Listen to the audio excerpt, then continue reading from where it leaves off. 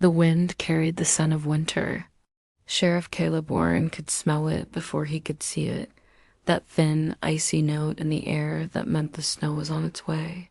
For most folks in the little Montana town of Hollow Creek, the first snowfall meant warm fires, stacked wood, and long evenings by the hearth. But for Caleb, this winter would be different. This winter would be his last. Not because of age, though the years had etched lines into his weathered face. Not because he was quitting the badge, though the thought had crossed his mind on lonely nights. No, Caleb had made a promise long ago, and winter meant it was finally time to keep it. This is a wintry tale of second chances, unfinished business, and the endearing spirit of the American West. If you find yourself here, welcome to our channel, where we bring you the finest in Western literature, read by talented storytellers. Join us each week as we explore new tales and revisit beloved classics. Don't forget to subscribe so you never miss an exciting episode. And if you enjoy what you hear, become a member to gain exclusive access to bonus content and more. But for now, settle in, relax, and get ready to be transported to the rugged landscapes of the American West. Let the story begin. A town on the edge Hollow Creek sat in a valley ringed by mountains, the kind that caught snow in their arms and held it there like a secret. Life here was slow, except when trouble came down from the hills. Trouble with a name. This time, the name was Silas Kane. Kane was an outlaw Caleb had chased for nearly 10 years. A man with eyes like cold iron and a smile that never reached his face. He'd taken lives, stolen land, and burned homes, and somehow always slipped away before Caleb could bring him in. Folks said Kane was a ghost, untouchable. Caleb knew better. Kane was a man, and men made mistakes. And this time, the sheriff had learned where he'd be. The ride out. The sun was low, staining the mountains gold when Caleb saddled his old buckskin horse, Jasper. The streets of Hollow Creek were quiet, save for the creak of a store sign in the wind. "Sheriff, snow's comin'," called out Ruthie, the blacksmith's wife, from her porch. "You ain't going far, are you?" Caleb smiled faintly beneath the brim of his hat. Just far enough. He didn't tell her that he might not be coming back. The trail wound north through pine and aspen, each step of Jasper's hooves muffled by a thin crust of frost.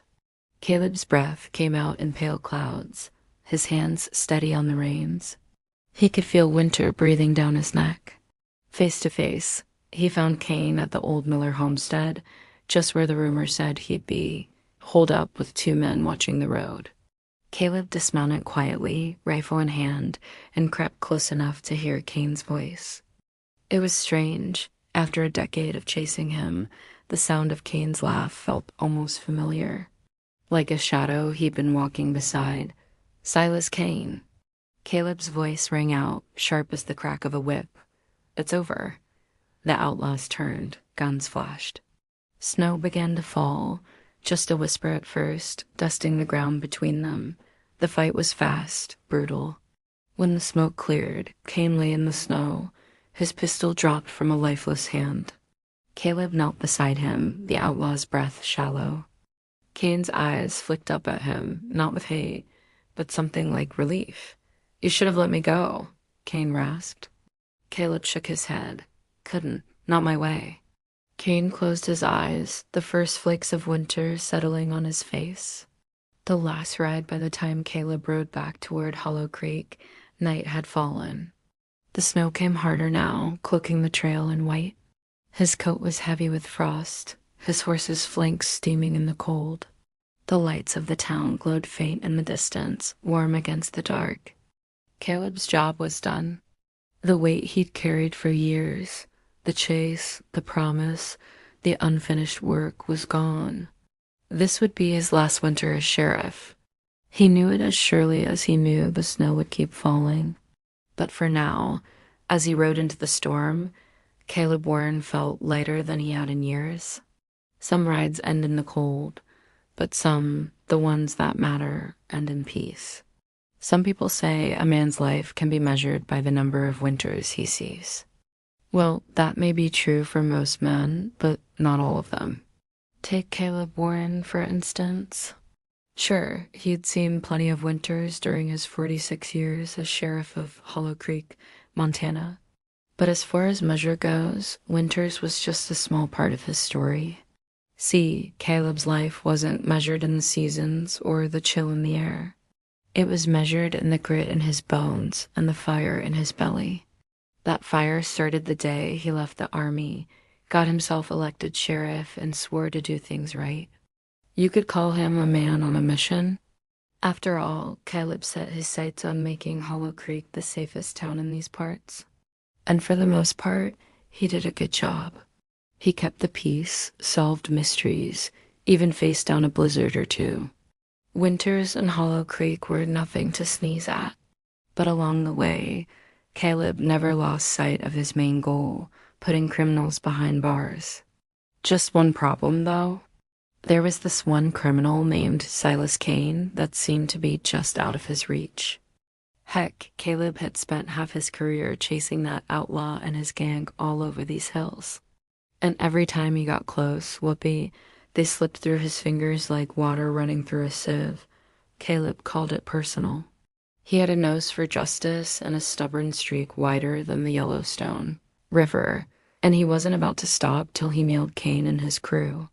But here's the kicker, the reason why Caleb's life can't be measured in winters. Along his journey for justice, Caleb met all kinds of folks.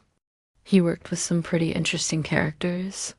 I mean, there was the time he teamed up with a former gunslinger to take on a whole gang of cattle rustlers. Or how about when he joined forces with a Native American shaman to solve a mystery that had stumped him for weeks. But through it all, Caleb never stopped believing in his mission, and his dogged determination paid off. He eventually captured Kane and his gang one by one and put an end to their reign of terror once and for all. Now, that's a story worth telling.